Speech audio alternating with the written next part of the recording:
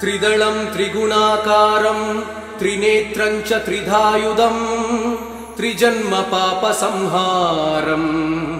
एकबिल्वं शिवार्पणम् त्रिशाकै बिल्वपत्रैश्च अच्छिदै कोमलै शुभै तव पूजां करिष्यामि एकबिल्वं शिवार्पणम् कोटिकन्या महादानं तिलपर्वतकोटयः काञ्चनं क्षीरदानेन एकबिल्वं शिवार्पणम् काशीक्षेत्रनिवासं च कालभैरवदर्शनम् प्रयागे माधवं दृष्ट्वा एकबिल्वं शिवार्पणम् इन्दुवारे व्रतं स्थित्वा निराहारो महेश्वरः नक्तं हौष्यामि देवेश एकबिल्वं शिवार्पणम् रामलिङ्गप्रतिष्ठा च वैवाहिककृतं तथा तटाकानि च सन्धानम् एकबिल्वं शिवार्पणम् अखण्डबिल्वपत्रं च आयुधं शिवपूजनम् कृतं नाम सहस्रेण एकबिल्वं शिवार्पणम् उमया सह देवेश नन्दिवाहनमेव च भस्मलेपन सर्वाङ्गम् एकबिल्वं शिवार्पणम् सालग्रामेण विप्राणां तटाकं दशकूपयो यज्ञकोटिसहस्रश्च एकबिल्वं शिवार्पणम्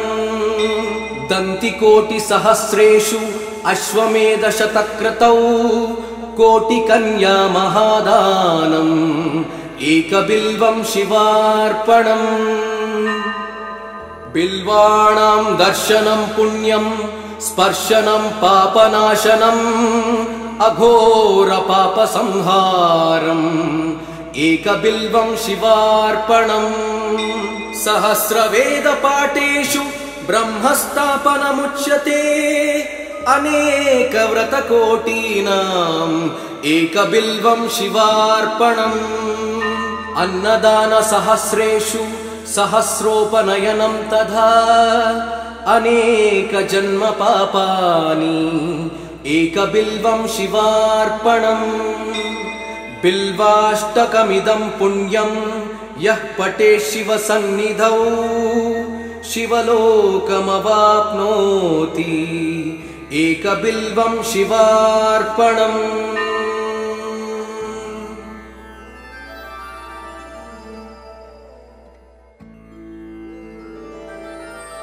त्रिदलं त्रिगुणाकारं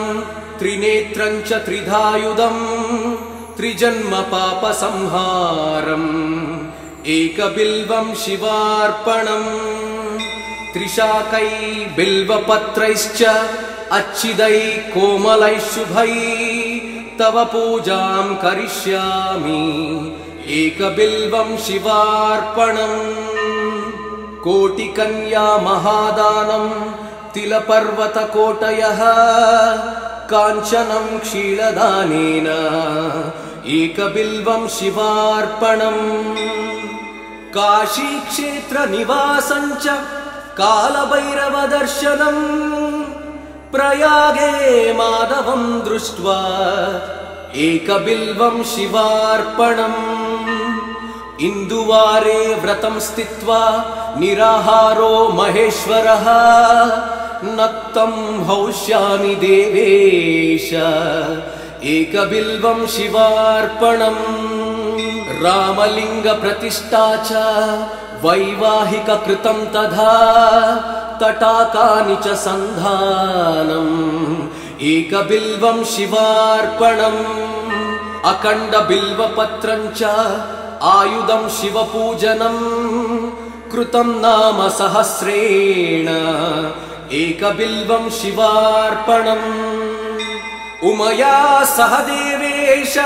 नन्दिवाहनमेव च भस्मलेपन सर्वाङ्गम् एकबिल्वं शिवार्पणम् सालग्रामेण विप्राणां तटाकं दशकूपयो यज्ञकोटिसहस्रश्च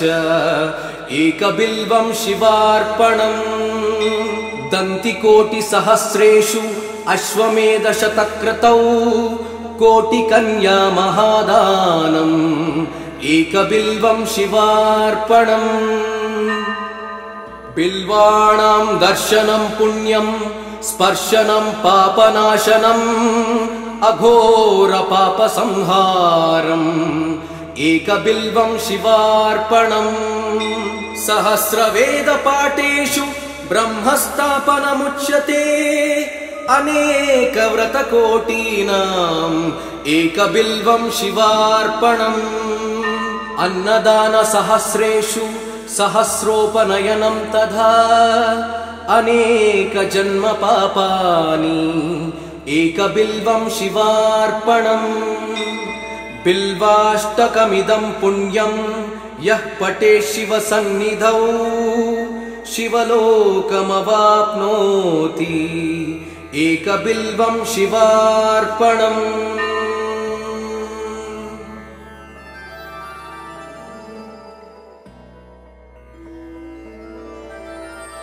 त्रिदलं त्रिगुणाकारं त्रिनेत्रं च त्रिधायुधं त्रिजन्मपापसंहारम् एकबिल्वं शिवार्पणम् त्रिशाकै बिल्वपत्रैश्च अच्छिदै कोमलैः शुभै तव पूजां करिष्यामि एकबिल्वं शिवार्पणम् कोटिकन्या महादानं तिलपर्वतकोटयः काञ्चनं क्षीरदानेन एकबिल्वं शिवार्पणम् काशीक्षेत्रनिवासं च कालभैरवदर्शनम् प्रयागे माधवं दृष्ट्वा एकबिल्वं शिवार्पणम् इन्दुवारे व्रतं स्थित्वा निराहारो महेश्वरः नक्तं हौष्यामि देवेश एकबिल्वं शिवार्पणम् रामलिङ्गप्रतिष्ठा च वैवाहिककृतं तथा तटाकानि च सन्धानम् एकबिल्वं शिवार्पणम् अखण्डबिल्वपत्रं च आयुधं शिवपूजनम् कृतं नाम सहस्रेण एकबिल्वं शिवार्पणम् उमया सह देवेश नन्दिवाहनमेव च भस्मलेपन सर्वाङ्गम् एकबिल्वं शिवार्पणम् सालग्रामेण विप्राणां तटाकं दशकूपयो यज्ञकोटिसहस्रश्च एकबिल्वं शिवार्पणम् दन्तिकोटिसहस्रेषु अश्वमेधशतक्रतौ कोटिकन्या महादानम् एकबिल्वं शिवार्पणम् बिल्वाणां दर्शनं पुण्यं स्पर्शनं पापनाशनम् अघोरपापसंहारम् एकबिल्वं शिवार्पणम् सहस्रवेदपाठेषु ब्रह्मस्थापनमुच्यते अनेकव्रतकोटीनाम् एकबिल्वं शिवार्पणम् अन्नदानसहस्रेषु सहस्रोपनयनं तथा अनेकजन्मपापानि एकबिल्वं शिवार्पणम् बिल्वाष्टकमिदं पुण्यं यः पठेत् शिवसन्निधौ शिवलोकमवाप्नोति एकबिल्वं शिवार्पणम्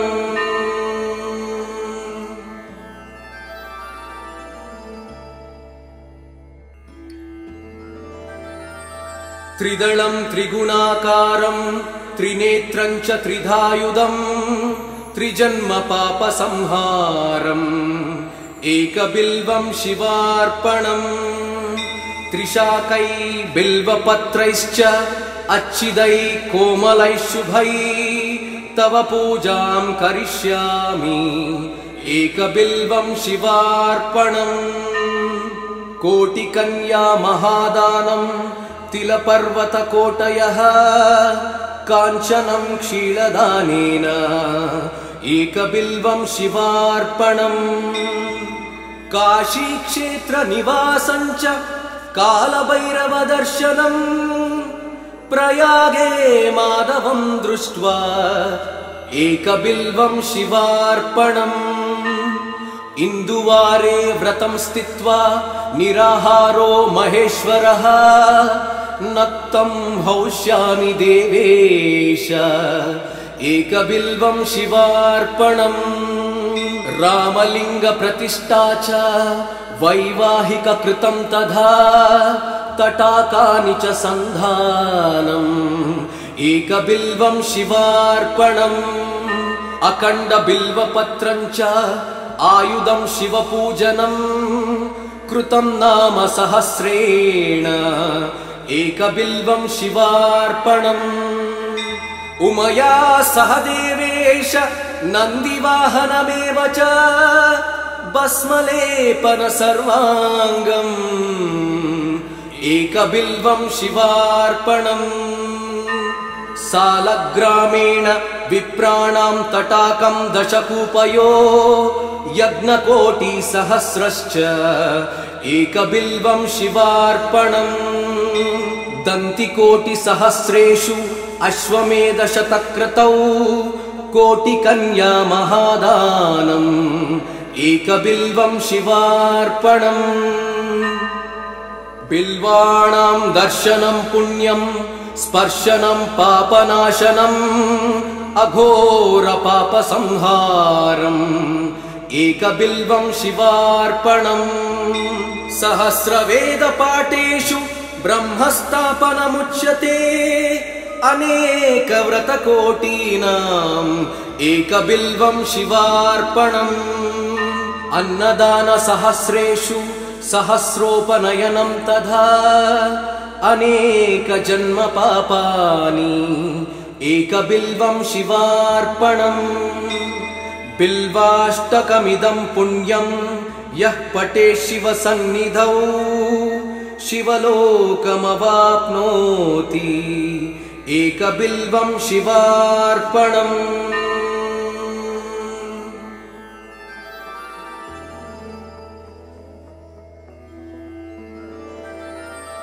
त्रिदलं त्रिगुणाकारं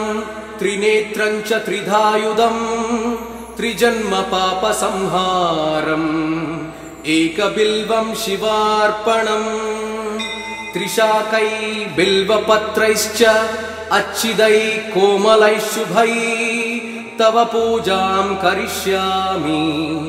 एकबिल्वं शिवार्पणम् कोटिकन्या महादानं तिलपर्वतकोटयः काञ्चनं क्षीरदानेन एकबिल्वं शिवार्पणम् काशीक्षेत्रनिवासं च कालभैरवदर्शनम् प्रयागे माधवं दृष्ट्वा एकबिल्वं शिवार्पणम् इन्दुवारे व्रतं स्थित्वा निराहारो महेश्वरः नक्तं हौष्यामि देवेश एकबिल्वं शिवार्पणम् रामलिङ्गप्रतिष्ठा च वैवाहिककृतं तथा तटाकानि च सन्धानम् एकबिल्वं शिवार्पणम् अखण्डबिल्वपत्रं च आयुधं शिवपूजनम् कृतं नाम सहस्रेण एकबिल्वं शिवार्पणम् उमया सह देवेश नन्दिवाहनमेव च भस्मलेपन सर्वाङ्गम् एकबिल्वं शिवार्पणम् सालग्रामेण विप्राणां तटाकं दशकूपयो यज्ञकोटिसहस्रश्च एकबिल्वं शिवार्पणम् दन्तिकोटिसहस्रेषु अश्वमेधशतक्रतौ कोटिकन्या महादानम् एकबिल्वं शिवार्पणम् बिल्वाणां दर्शनं पुण्यं स्पर्शनं पापनाशनम् अघोर पापसंहारम् एकबिल्वं शिवार्पणम् सहस्रवेदपाठेषु ब्रह्मस्थापनमुच्यते अनेकव्रतकोटीनाम् एकबिल्वं शिवार्पणम् अन्नदानसहस्रेषु सहस्रोपनयनं तथा अनेकजन्म पापानि एकबिल्वं शिवार्पणम् बिल्वाष्टकमिदं पुण्यं यः पठेत् शिवसन्निधौ शिवलोकमवाप्नोति एकबिल्वं शिवार्पणम्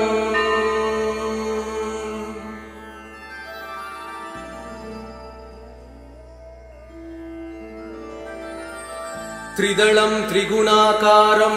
त्रिनेत्रं च त्रिधायुधम् त्रिजन्म पापसंहारम् एकबिल्वं शिवार्पणम् त्रिशाकै बिल्वपत्रैश्च अच्छिदैः कोमलैः शुभैः तव पूजां करिष्यामि एकबिल्वं शिवार्पणम् कोटिकन्या महादानम् तिलपर्वतकोटयः काञ्चनं क्षीरदानेन एकबिल्वं शिवार्पणम् काशीक्षेत्रनिवासं च कालभैरवदर्शनम् प्रयागे माधवं दृष्ट्वा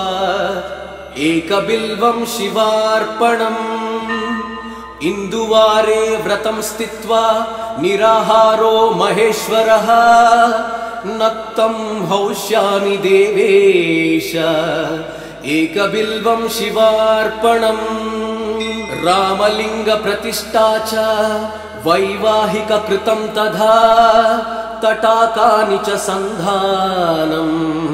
एकबिल्वं शिवार्पणम् अखण्डबिल्वपत्रं च आयुधं शिवपूजनम् कृतं नाम सहस्रेण एकबिल्वं शिवार्पणम् उमया सह देवेश नन्दिवाहनमेव च भस्मलेपन सर्वाङ्गम् एकबिल्वं शिवार्पणम् सालग्रामेण विप्राणां तटाकं दशकूपयो यज्ञकोटिसहस्रश्च एकबिल्वं शिवार्पणम् दन्तिकोटिसहस्रेषु अश्वमेधशतक्रतौ कोटिकन्या महादानम् एकबिल्वं शिवार्पणम् बिल्वाणां दर्शनं पुण्यं स्पर्शनं पापनाशनम् अघोर पापसंहारम् एकबिल्वं शिवार्पणम् सहस्रवेदपाठेषु ब्रह्मस्थापनमुच्यते अनेकव्रतकोटीनाम् एकबिल्वं शिवार्पणम् अन्नदानसहस्रेषु सहस्रोपनयनं तथा अनेकजन्म पापानि एकबिल्वं शिवार्पणम् बिल्वाष्टकमिदं पुण्यं यः पठेत् शिवसन्निधौ शिवलोकमवाप्नोति एकबिल्वं शिवार्पणम्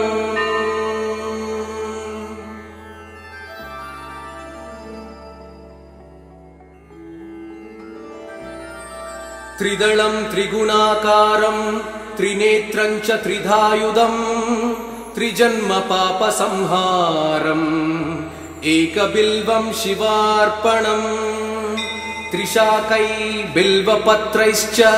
अच्छिदैः कोमलैः शुभैः तव पूजां करिष्यामि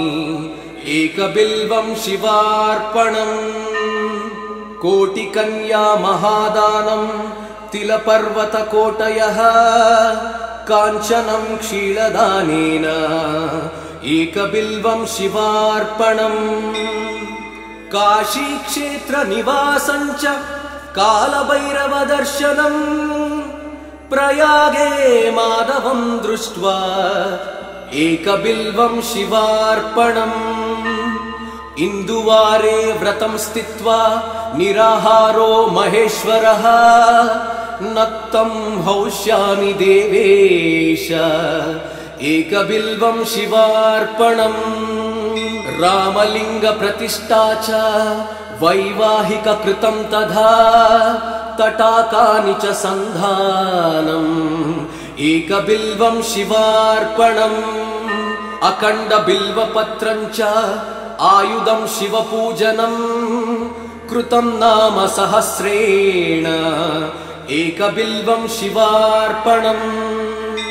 उमया सह देवेश नन्दिवाहनमेव च भस्मलेपन सर्वाङ्गम् एकबिल्वं शिवार्पणम् सालग्रामेण विप्राणां तटाकं दशकूपयो यज्ञकोटिसहस्रश्च एकबिल्वं शिवार्पणम् दन्तिकोटिसहस्रेषु अश्वमेधशतक्रतौ कोटिकन्या महादानम् एकबिल्वं शिवार्पणम् बिल्वाणां दर्शनं पुण्यं स्पर्शनं पापनाशनम् अघोर पापसंहारम् एकबिल्वं शिवार्पणम् सहस्रवेदपाठेषु ब्रह्मस्थापनमुच्यते अनेकव्रतकोटीनाम् एकबिल्वं शिवार्पणम् अन्नदानसहस्रेषु सहस्रोपनयनं तथा अनेकजन्म पापानि एकबिल्वं शिवार्पणम् बिल्वाष्टकमिदं पुण्यं यः पठेत् शिवसन्निधौ शिवलोकमवाप्नोति एकबिल्वं शिवार्पणम्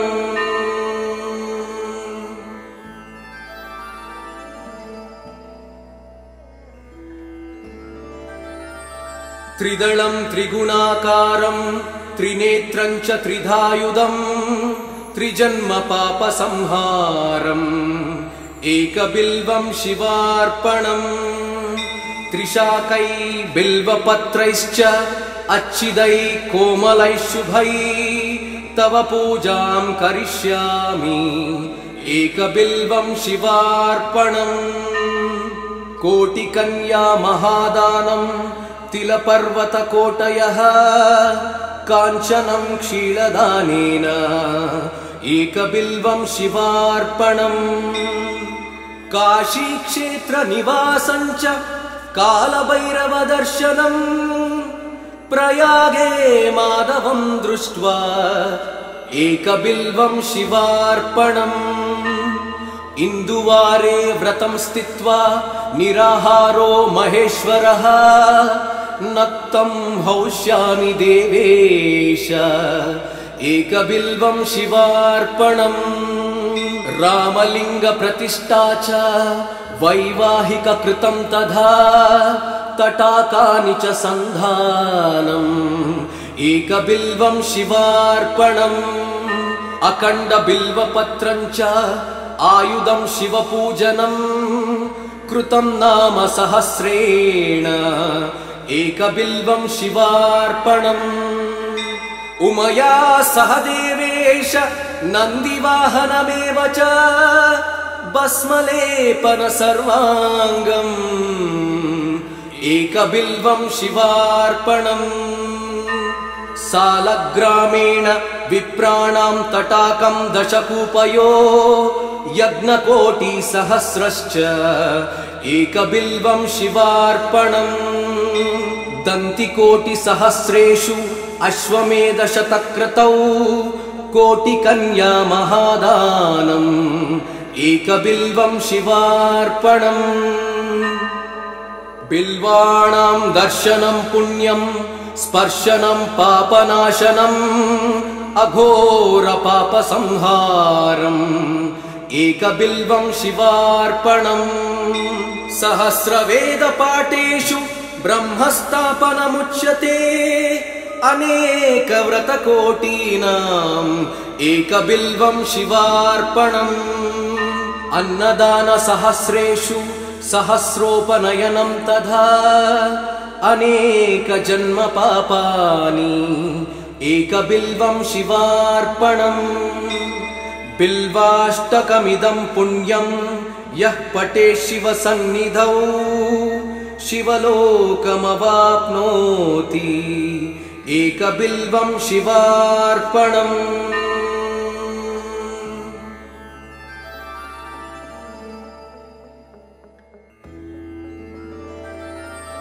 त्रिदलं त्रिगुणाकारं त्रिनेत्रं च त्रिधायुधम् त्रिजन्मपापसंहारम् एकबिल्वं शिवार्पणम् त्रिशाकै बिल्वपत्रैश्च अच्छिदै कोमलै शुभै तव पूजां करिष्यामि एकबिल्वं शिवार्पणम् कोटिकन्या महादानं तिलपर्वतकोटयः काञ्चनं क्षीरदानेन एकबिल्वं शिवार्पणम् काशीक्षेत्रनिवासं च कालभैरवदर्शनम् प्रयागे माधवं दृष्ट्वा एकबिल्वं शिवार्पणम् इन्दुवारे व्रतं स्थित्वा निराहारो महेश्वरः नक्तं हौष्यामि देवेश एकबिल्वं शिवार्पणम् रामलिङ्गप्रतिष्ठा च वैवाहिककृतं तथा तटाकानि च सन्धानम् एकबिल्वं शिवार्पणम् अखण्डबिल्वपत्रं च आयुधं शिवपूजनम् कृतं नाम सहस्रेण एकबिल्वं शिवार्पणम् उमया सह देवेश नन्दिवाहनमेव च भस्मलेपन सर्वाङ्गम् एकबिल्वं शिवार्पणम् सालग्रामेण विप्राणां तटाकं दशकूपयो यज्ञकोटिसहस्रश्च एकबिल्वं शिवार्पणम् दन्तिकोटिसहस्रेषु अश्वमेधशतक्रतौ कोटिकन्या महादानम् एकबिल्वं शिवार्पणम् बिल्वाणां दर्शनं पुण्यं स्पर्शनं पापनाशनम् अघोरपापसंहारम् एकबिल्वं शिवार्पणम् सहस्रवेदपाठेषु ब्रह्मस्थापनमुच्यते अनेकव्रतकोटीनाम् एकबिल्वं शिवार्पणम् अन्नदानसहस्रेषु सहस्रोपनयनं तथा अनेकजन्मपापानि एकबिल्वं शिवार्पणम् बिल्वाष्टकमिदं पुण्यं यः पठेत् शिवसन्निधौ शिवलोकमवाप्नोति एकबिल्वं शिवार्पणम्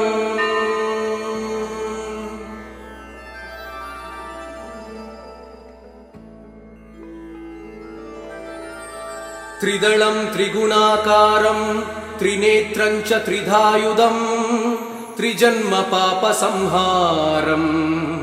एकबिल्वं शिवार्पणम् त्रिशाकै बिल्वपत्रैश्च अच्छिदै कोमलै शुभै तव पूजां करिष्यामि एकबिल्वं शिवार्पणम् कोटिकन्या महादानं तिलपर्वतकोटयः काञ्चनं क्षीरदानेन एकबिल्वं शिवार्पणम् काशीक्षेत्रनिवासं च कालभैरवदर्शनम् प्रयागे माधवं दृष्ट्वा एकबिल्वं शिवार्पणम् इन्दुवारे व्रतं स्थित्वा निराहारो महेश्वरः नक्तं हौष्यामि देवेश एकबिल्वं शिवार्पणम् रामलिंग प्रतिष्ठा च वैवाहिक कृतं तथा तटाकानि च सन्धानम् एकबिल्वं शिवार्पणम् अखण्ड बिल्वपत्रं च आयुधं शिवपूजनम् कृतं नाम सहस्रेण एकबिल्वं शिवार्पणम् उमया सह देवेश नन्दिवाहनमेव च भस्मलेपन सर्वाङ्गम् एकबिल्वं शिवार्पणम् सालग्रामेण विप्राणां तटाकं दशकूपयो यज्ञकोटिसहस्रश्च एकबिल्वं शिवार्पणम् दन्तिकोटिसहस्रेषु अश्वमेधशतक्रतौ कोटिकन्या महादानम् एकबिल्वं शिवार्पणम् बिल्वाणां दर्शनं पुण्यं स्पर्शनं पापनाशनम् अघोर पापसंहारम् एकबिल्वं शिवार्पणम् सहस्रवेदपाठेषु ब्रह्मस्थापनमुच्यते अनेक व्रतकोटीनाम् एकबिल्वं शिवार्पणम् अन्नदान सहस्रेषु सहस्रोपनयनं तथा अनेक जन्म पापानि एकबिल्वं शिवार्पणम् बिल्वाष्टकमिदं पुण्यं यः पठेत् शिवसन्निधौ शिवलोकमवाप्नोति एकबिल्वं शिवार्पणम्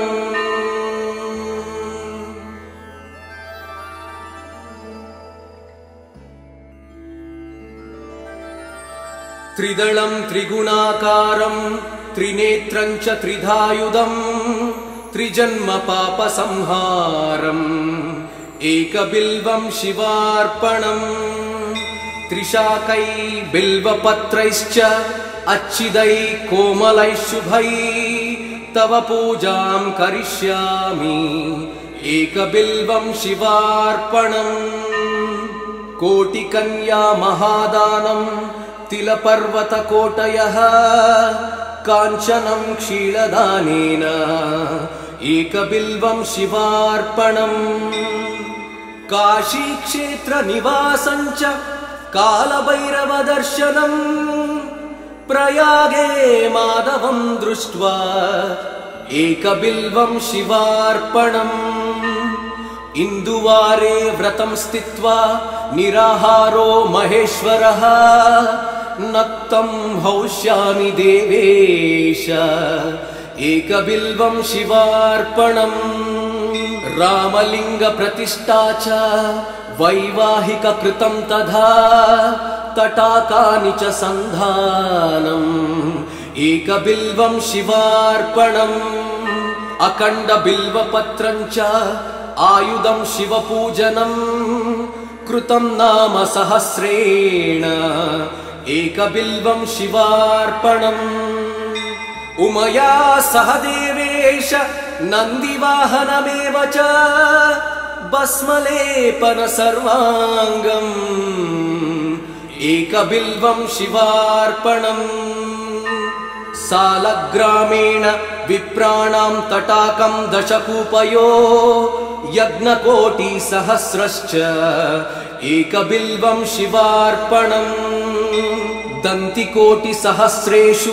अश्वमेधशतक्रतौ कोटिकन्या महादानम् एकबिल्वं शिवार्पणम् बिल्वाणां दर्शनं पुण्यं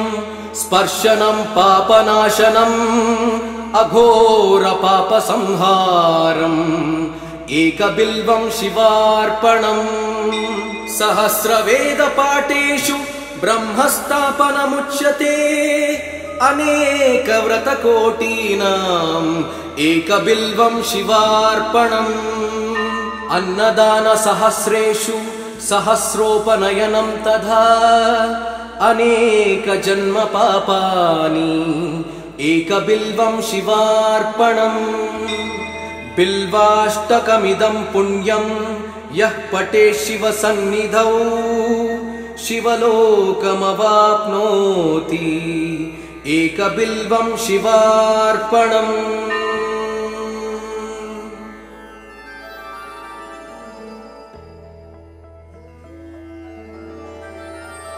त्रिदलं त्रिगुणाकारं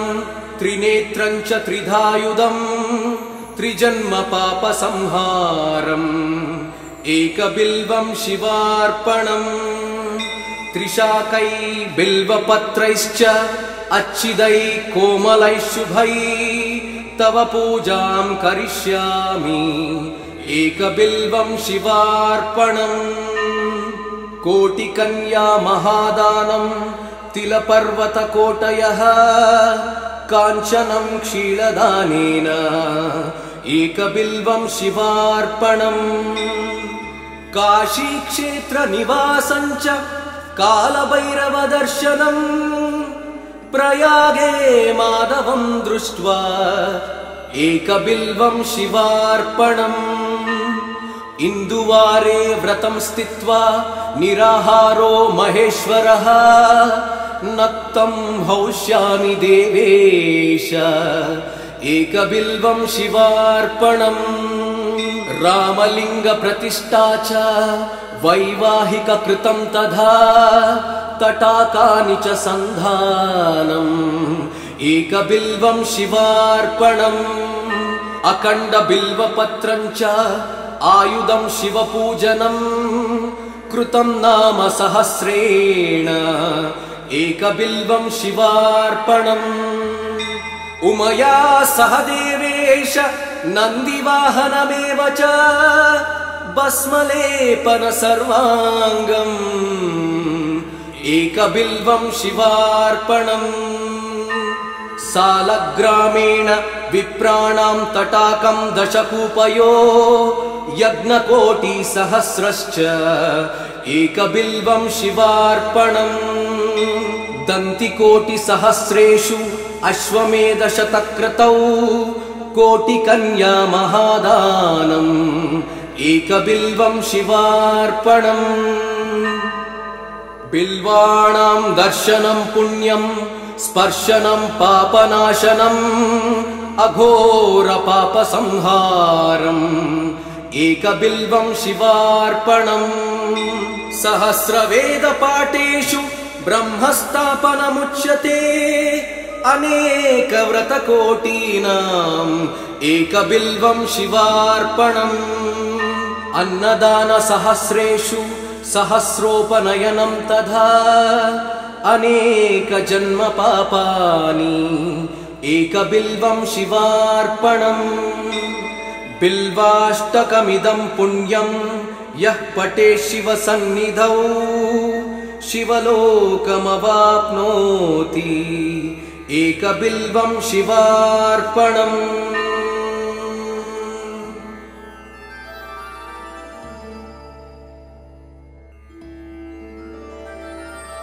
त्रिदलं त्रिगुणाकारं त्रिनेत्रं च त्रिधायुधं त्रिजन्मपापसंहारम् एकबिल्वं शिवार्पणम् त्रिशाकै बिल्वपत्रैश्च अच्छिदै कोमलै शुभै तव पूजां करिष्यामि एकबिल्वं शिवार्पणम् कोटिकन्या महादानं तिलपर्वतकोटयः काञ्चनं क्षीरदानेन एकबिल्वं शिवार्पणम् काशीक्षेत्रनिवासं च कालभैरवदर्शनम् प्रयागे माधवं दृष्ट्वा एकबिल्वं शिवार्पणम् इन्दुवारे व्रतं स्थित्वा निराहारो महेश्वरः नक्तं हौष्यामि देवेश एकबिल्वं शिवार्पणम् रामलिङ्गप्रतिष्ठा च वैवाहिककृतं तथा तटाकानि च सन्धानम् एकबिल्वं शिवार्पणम् अखण्डबिल्वपत्रं च आयुधं शिवपूजनम् कृतं नाम सहस्रेण एकबिल्वं शिवार्पणम् उमया सह देवेश नन्दिवाहनमेव च भस्मलेपन सर्वाङ्गम् एकबिल्वं शिवार्पणम् सालग्रामेण विप्राणां तटाकं दशकूपयो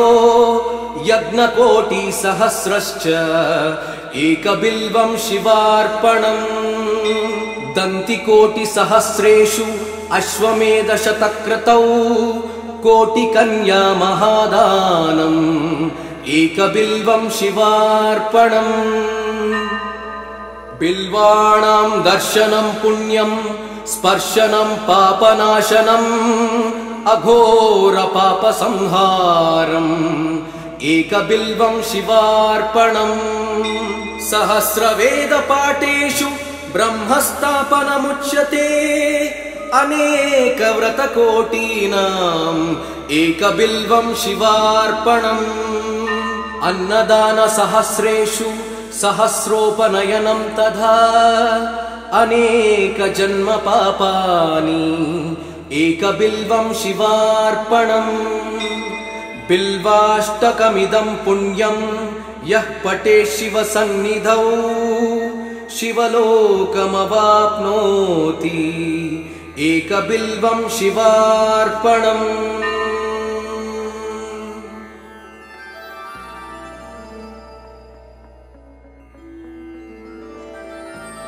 त्रिदलं त्रिगुणाकारं त्रिनेत्रं च त्रिधायुधम्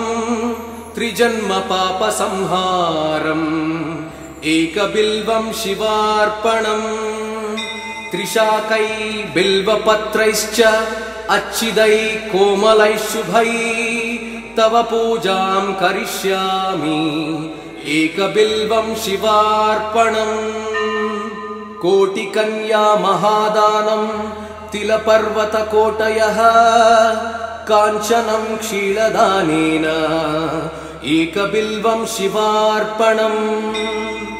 काशीक्षेत्रनिवासं च कालभैरवदर्शनम् प्रयागे माधवं दृष्ट्वा एकबिल्वं शिवार्पणम् इन्दुवारे व्रतं स्थित्वा निराहारो महेश्वरः नक्तं हौष्यामि देवेश एकबिल्वं शिवार्पणम् रामलिङ्गप्रतिष्ठा च वैवाहिककृतं तथा तटाकानि च सन्धानम् एकबिल्वं शिवार्पणम् अखण्डबिल्वपत्रं च आयुधं शिवपूजनम् कृतं नाम सहस्रेण एकबिल्वं शिवार्पणम् उमया सह देवेश नन्दिवाहनमेव च भस्मलेपन सर्वाङ्गम् एकबिल्वं शिवार्पणम् सालग्रामेण विप्राणां तटाकं दशकूपयो यज्ञकोटिसहस्रश्च एकबिल्वं शिवार्पणम् दन्तिकोटिसहस्रेषु अश्वमेधशतक्रतौ कोटिकन्या महादानम् एकबिल्वं शिवार्पणम् बिल्वाणां दर्शनं पुण्यं स्पर्शनं पापनाशनम् अघोरपापसंहारम् एकबिल्वं शिवार्पणम् सहस्रवेदपाठेषु ब्रह्मस्थापनमुच्यते अनेकव्रतकोटीनाम् एकबिल्वं शिवार्पणम् अन्नदानसहस्रेषु सहस्रोपनयनं तथा अनेकजन्मपापानि एकबिल्वं शिवार्पणम् बिल्वाष्टकमिदं पुण्यं यः पठेत् शिवसन्निधौ शिवलोकमवाप्नोति एकबिल्वं शिवार्पणम्।